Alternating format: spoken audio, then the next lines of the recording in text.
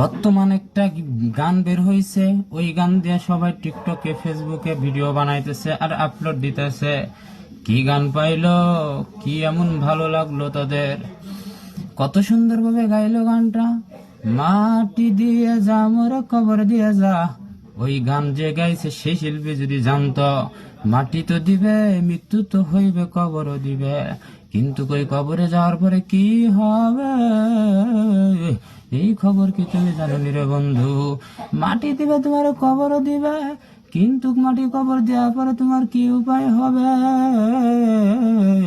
একটা বারের জন্য কি ভেবে দেখছো নি রে ভাই?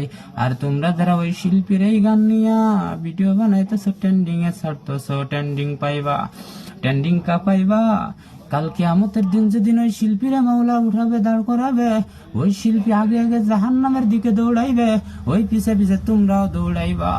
যারা এই যে গান দিয়ে ছাড়তেছো, মাটি দিয়ে যা, কবর দিয়ে যা, ওই কবরে যাওয়ার সাথে সর্বপ্রথম তোমার হিসাব দিতে হইবে, তখন কিন্তু এই দুনিয়ার তাল বাহানা চলবে না রে বাবা।